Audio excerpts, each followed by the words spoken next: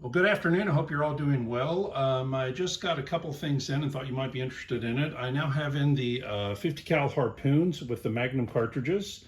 So one of the things I wanted to do today with those is use arrows. So what's inside it right now are full-length arrows. I may end up cutting some down as well. I think I even have some on my site now. They're 50 cal 7-inch. These are the full-length arrows. And the other thing is I finally made some of the arrows for the harpoon. Last night I made up 20 or 30 of them. And here's the thing, I'm gonna actually give a couple away with the 11-inch harpoon. I'm gonna have a 10 gun special listed with that. And with the new 50 cal, well, you can buy the 50 cal from anyone and the list is $4.99. Mine's gonna come with a few extras. You're gonna get the 2 arrows, but you're also gonna get the steel inserts instead of the plastic inserts. I've had people tell me that they've broke these the very first time they used it. It's just too much power to have that little plastic insert. So I have plenty of these steel inserts for sale, but I'm also going to include 2 free with the 50 cal. I'm listing 10. If I get the rest of the order in, I may have 30 of them, and it'll be 30 of them with 2 free arrows and 2 free inserts, which is probably a $100 value. They'll still be listed at $4.99. But the big reason for today is to let you see these things work. This is going to be the short harpoon arrows with the 11-inch barrels and the full-length barrels for the 50 cal with full-length arrows. Now, I'm listing these things as the regular 50 cal harpoon, which comes with a 16-inch barrel. If you tell me in the notes that you want a 8-inch barrel instead, I will cut them down, crown them, and re-blue them, and you'll get a 8-inch barrel instead. You could even tell me some different number like 10 or 6 or whatever. I'll be happy to do that. But again, that's neither here nor there. You just decide what you want, and that's what I'll make. Stock, I believe it's a 16-inch barrel though.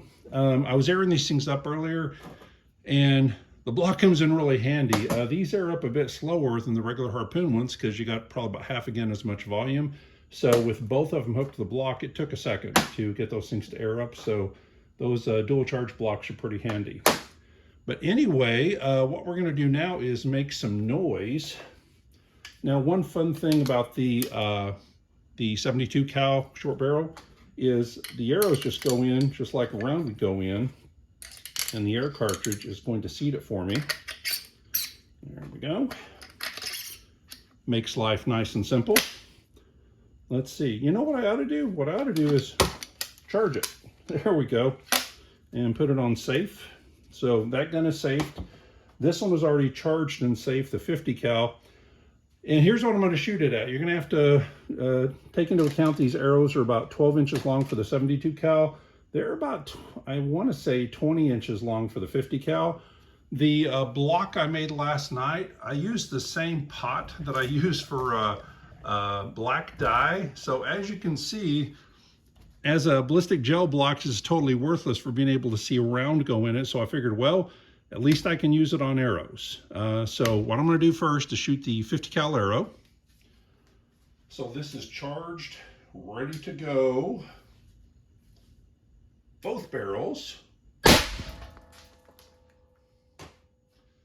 So that one actually skimmed and popped it back out again and is stuck in ballistic gelatin. The other one went through and is currently stuck in the ballistic gelatin vest, at least the whole aluminum tip, because all I feel is air right here. So the aluminum tip is fully inside class 3 ballistic vest. And this one's just barely in ballistic vest. It's kind of funny because this one passed through all that ballistic gelatin and is stuck much deeper into it. Maybe it's because this one deflected. So already off to a pretty good start. So now let's try the 50 cal.